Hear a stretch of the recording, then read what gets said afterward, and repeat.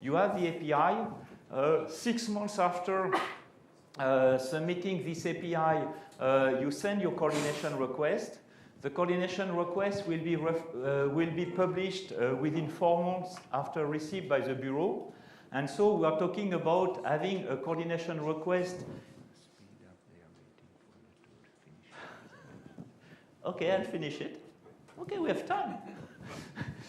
We'll take, well, you said to me that yesterday you take it on a lunch. So we'll take it a little on a lunch today also. Oh, what if this director is waiting for me? Okay. I do not say to my boss, stop the presentation. Okay. Sorry for that. Stop the other. No. Well, coming back to this API, as I mentioned, and to your project, which is subject to coordination. In fact, so you will have the API. 6 months after, you will have the coordination request for your CubeSat or SmallSat, published within 4 months, which means that 10 months after initiating the project, you have the list of administration with which you can coordinate.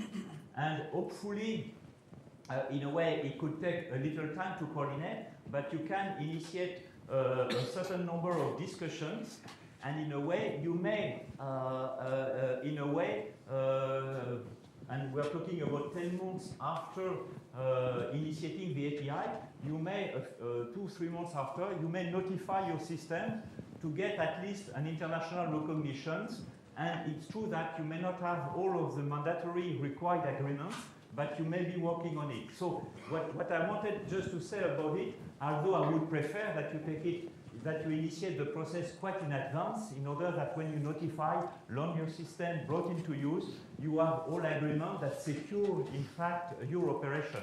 But what I want to say is that for a non-GSO system not subject to coordination, or for a non-GSO system subject to coordination, depending on the bands, in a way, the process could, the regulatory process could take 1 year at a minimum, roughly, and so this is something which is compatible with such type of project. And close the parenthesis. Just to finish quite quickly, it's true that then, as I was mentioning, once we have done the examinations and once you're favorable, then there will be publications, and those publications are in fact in the BREFIC, and whatever is favorable is published in part 2S, and what is published in part 2S is then part of what we call the MIF, the Master International Frequency Register, where you have your frequency with all your rights. If you are unfavorable, you will be published in part 3S, and depending on the request of the administration could insist for those information to be kept in the master registers for information only, so no status at all. Or if the administration doesn't request those information to be kept in the master register, then those information, well, will be published in part 3S, just to mention it's unfavorable, and will disappear, in fact, will not be in the MIF. And as it mentions, all those informations are available online and also on the BREFIC. And in whatever presentation you have after that, you have more information, and particularly how to find that you're favorable or unfavorable within the information. Thank you, Yvon. And I would like just to say to you that, look, nobody can say from the SmallSat community that we don't support or we don't like it. I can tell you that I am 23.5 years in IT, but I don't remember that during the workshop where the director of the bureau was elected official, Yvon as a head of department, me as head of division. That's why 3 people in the space business present in the room. That's why if you have a question to Mr. Ransi, you have the last chance, because he's now leaving to the meeting with the rector of the university. That's why Yvon and Mr. Ransi is leaving. Okay, I have to reply to questions. Okay. Thanks. Okay. Look, yeah, question. So one thing, okay.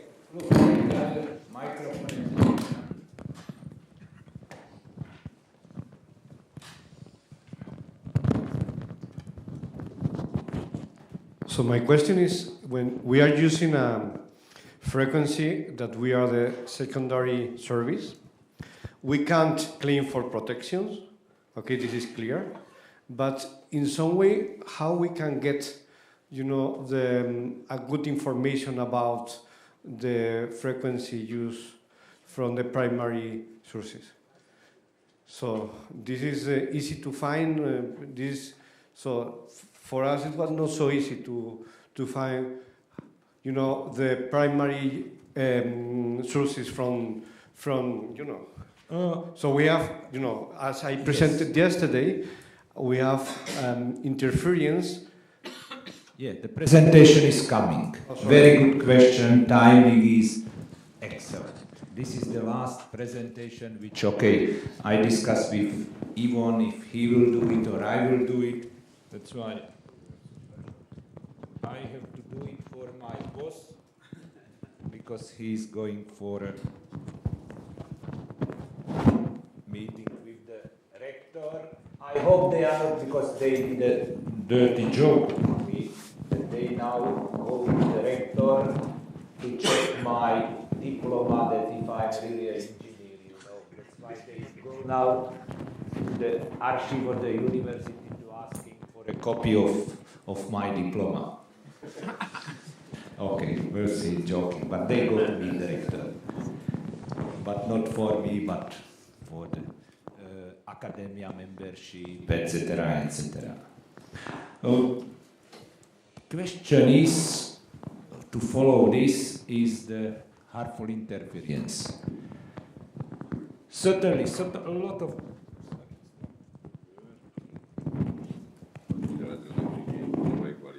Probably. A lot of you asking me, what's the reason for what we do all this machinery here? It's for your recognition, for your protection.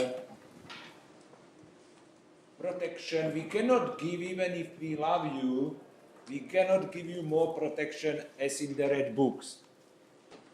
That's why if you are secondary service and the radio regulation is saying the secondary service has no right, etc., etc., you are still recognized if the primary service is, let's say, lazy. In some countries, people are lazy. They don't notify, let's say, the fixed service in the country. After then, they cannot say, oh, go away, small satellites, go away. You are making a harmful interference and we are primary service. The question is, where is the primary service? Frequency assignment of the primary service. That's why the dirty trick is, you have to take not only the, we are a little bit difficult, because this is the space. You have also exactly same, but here, that's why we say that we are specific and the terrestrials are terrific. They have terrestrialific, they are terrific, and we are specific. That's why there is also terrestrialific with the terrestrial master register. This is only a space master. Now we are coming to the last 5 minutes, and I'm happy that you learn during 3 days that the questions are coming really to the cream, to the really nice details. You have only one choice. Go to your notifying administration. They receive every 2 weeks free of charge the BREFIX. Terrestrial and space. They receive every 2 weeks regular. Even if the sun is not coming out, BREFIX is coming. That's why we send every 2 weeks to that. They have everything there. That's why you check. Even if you are Spanish, you check. If this frequency assignment is notified or there are notes which are telling that you cannot even prevent new services, etc., primary service. That's why if there is nothing, you are secondary, you are protected, let's say for next 5 years, when suddenly a primary service will notify to ITU, and if you will create this harmful interference in the ITU, in the database, you may after 5 years have to stop. That's why there are things that you have to understand the risk if you run your, forget radiometers. Radiometers, we are happy to have interference because we are happy to use our ears. We are not crazy, but we are happy to have interference. But for the commercial services, it's practically very difficult how you offer your service. You can bankrupt. We have cases like just Protostar issue that they launch the satellite without proper ITU notification. $500 million, not 500, 500,000, $500 million project. Launch the satellite, no notification, nothing. They put the satellite to orbit. 5 administration interference. Move, other administration interference. Other administration switch off, switch off, switch off. After 5 months of testing, they bankrupt because no caching, you cannot offer a service. That's why pay attention. Don't try to play, as I told you on the first day. Don't try to play to use an amateur service, 2A2, footnote, whatever, and to say suddenly, oh, we are commercial. This will not work. And you will pay, not us. You will pay brutally. Brutally to pay that you will be not able to offer a service. Because somebody primarily said, now, 3 years later, read the definition of primary, read the definition of the secondary center. Now, when you are coming to the problems of the interference, we are again there to help you, okay? There are certain things where, as I told you, to minimize quality and availability of services, why we would like to have a prevention from interference. There is no as Yvon mentioned before, there is no interference free. It's an accepted level by all players in the radio communication business. And you would like to have a successful mission, space mission, everybody. As it was recommended, use all the standards, but if everything fails, after then we have to use again the radio regulation. That's why I just go, this was presented before, the right to constitution, convention, etc., etc. The problem is coming here in the harmful interference. There is in fact no distinction between intentional and unintended interference. There is no difference that I forget to turn off my 1 kilowatt amplifier and I am making interference to some cute satellite operators and I can go for 1 week for holidays, and if I have a good amplifier just by mistake or a cat was running, okay, I'm not responsible, that's why I left my equipment or my kids play, whatever. Or somebody who's, I am just waiting for this bad boy and I will make interference to it. That's why there is no difference between intention and unintentional. But, and also the level of permissible, accepted, harmful interference. Okay, read this. We have to say also the truth. Like I told you, we are not police. That's why we don't have real enforcement. I cannot go with a laser gun to kill somebody who is making the interference. When we find the source of interference, we, as a community, because we can only dream. Nice projects presented yesterday. I am only waiting that few administrations will allow